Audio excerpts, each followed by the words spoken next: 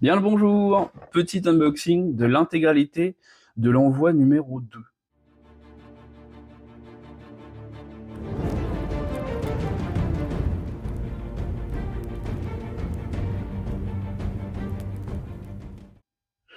Donc là, on est sur le numéro 2 en termes de numéro Stormbringer. Là, vous voyez, il est légèrement déballé parce que j'étais obligé de refaire des prises. Bref, je t'en fous. Donc dans le numéro 2, comme le numéro 1, petit fascicule, petite figurine. Les figurines, franchement, ça envoie toujours du pâté. Donc là, on est sur les éventreurs Oruk. Ils font partie des Cruel Boys. Cruel Boy en français. Donc là, on a plusieurs options. Vous allez voir après. Je sais pas s'il y a trop de... si on voit bien. Donc là, l'emballage est nickel encore. Le fascicule. Il est un petit peu corné. Pour bien. Donc, comment ça se structure? On a d'abord une première phase avec toute l'histoire, ou le lore, tout ce qui est collection. Donc là, on va pouvoir nommer nos personnages, on va pouvoir voir un petit peu le lore des personnages en eux-mêmes, pas forcément le lore de l'univers. Ensuite, il y a la partie assemblage et la partie jeu, base du jeu. Donc c'est plutôt carré. Je pense que ça va être à peu près structuré pareil sur tous les numéros. Il va y avoir plus ou moins de lore. Là, il y a quand même 3 chapitres sur l'histoire de l'univers. C'est plutôt cool. Là, on a une partie sur les royaumes mortels, ce qui est l'univers central de Age of Sigmar. Alors, les illustrations sont de toute beauté.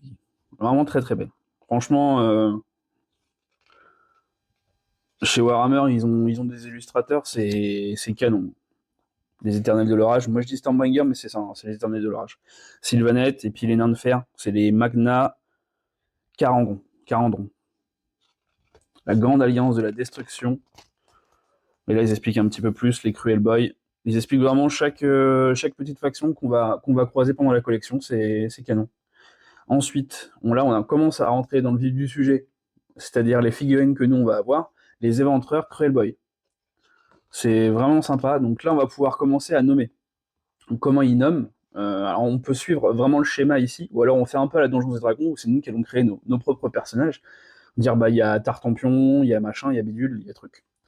Là, on a un petit truc qui est déjà préfet, avec un lore, un background pour chaque petite figurine. Donc là, on peut lancer un dé qui va de 1 à 6.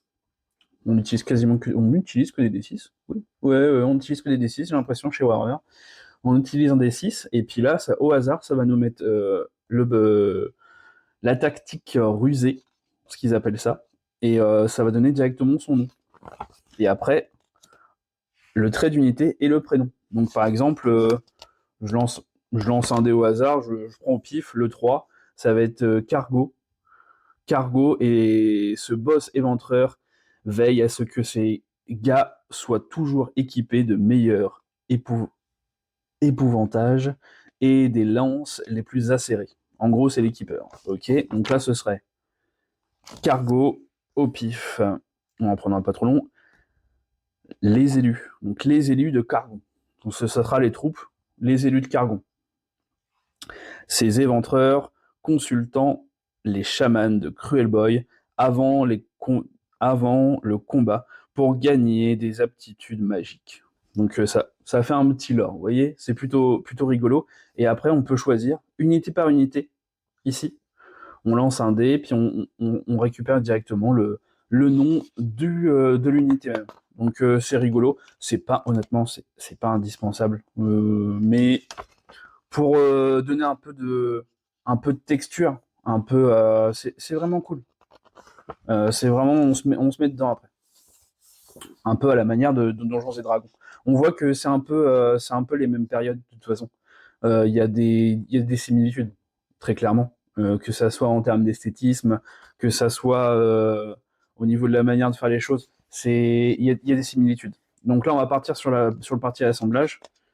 Donc là, ouais, c'est carré encore, hein. C'est vraiment les fiches similaires à ce qu'on peut avoir dans les boîtes. Donc habituez-vous à ça si vous voulez vous lancer dans le hobby. C'est vraiment c'est ça. Donc là, on a les petits points jaunes. Ah oui, ce que je vous ai pas dit, c'est que le numéro 1, c'était en easy to build, donc il y avait juste à clipper dessus. Et là, il y a aussi un peu de clippage, je crois. Oui, il y a du clippage aussi. Ah, quoique, je crois qu'ils sont aussi en easy to build, hein. Ils doivent être encore en easy to build, mais ils vont vous donner les points de connexion. Donc à la rigueur, si vous voulez avoir quelque chose de propre, vous pouvez directement mettre sur les points de connexion les points de colle. J'avais pas vu, autant pour moi. Donc là, oui, il y a directement les points de connexion. Tout est bien marqué. Ils mettent élément par élément avec les différentes options. Encore une fois, c'est canon, hein, franchement. Et là, ils commencent à partir sur une stratégie de plus pour le jeu. Donc le jeu, dans le premier numéro, vu que je l'ai pas expliqué, le premier numéro, il y a un mini-jeu. C'est l'idéal pour un enfant de 5 ans, honnêtement. J'ai essayé avec le mien, avec mon fils. Il a vraiment bien aimé. C'est juste une bataille avec des dés. On prend 3 dés, on les lance et on voit qui va gagner, en gros. Et on met des points de vie. C'est vraiment canon pour un enfant. Et j'ai même fait un mode un peu plus complexe. Et là, ils rajoutent des petites règles. Je pense qu'ils vont en rajouter à mesure. C'est franchement sympa. J'aime beaucoup. Ouais, donc là, ils donnent le déroulement directement de la partie. Ça va. Ouais. Franchement, pour commencer le hobby, pour commencer à étape par étape à jouer à Age of Sigmar, je pense que ça reste l'idéal. Même si encore une fois, je découvre avec vous, hein. Je suis débutant.